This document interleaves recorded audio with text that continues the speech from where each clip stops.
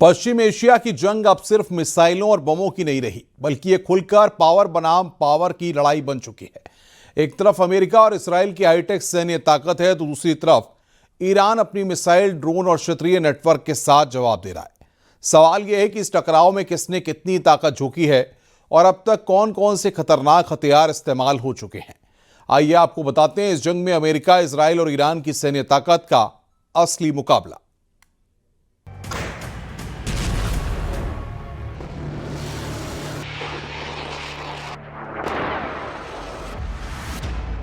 महायुद्ध में power versus power का खेल,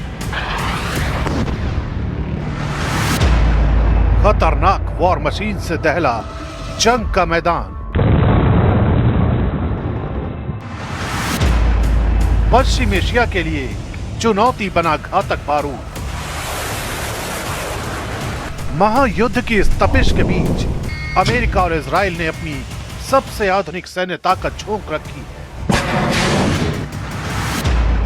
अमेरिकी नौसेना का super career USS Gerald R Ford इस समय क्षेत्र में तैनात है, जिसे दुनिया का सबसे ताकतवर एयरक्राफ्ट कैरियर माना जाता है। इस जहाज से F-18 फाइटर जेट और अत्याधुनिक मिसाइल सिस्टम ऑपरेट किए जा सकते हैं। इजराइल ने भी अपने advance air defence system Iron Dome और डेविड्स स्लिंग को पूरी तरह एक्टिव कर रखा है।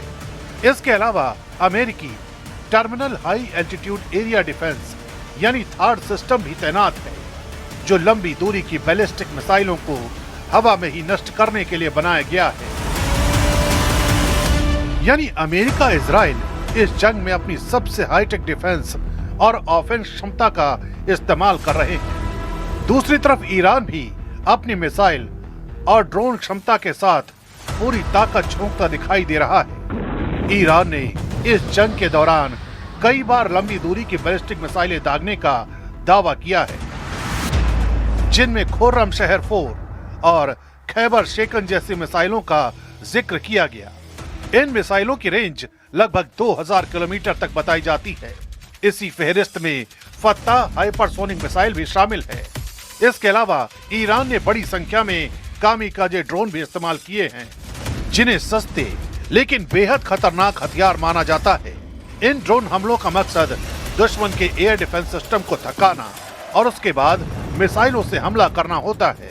यही वजह है कि इस जंग में मिसाइल और ड्रोन का कॉम्बिनेशन लगातार दिखाई दे रहा है। इस जंग में सिर्फ मिसाइल और ड्रोन ही नहीं, बल्कि हाई प्रिसिशन हथियारों का भी इस्तेमाल हो रहा है।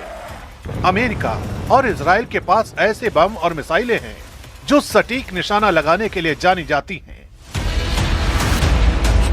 रिपोर्ट के मुताबिक भारी बमों का इस्तेमाल भी किया गया, जिनका वजन 2000 पाउंड तक हो सकता है।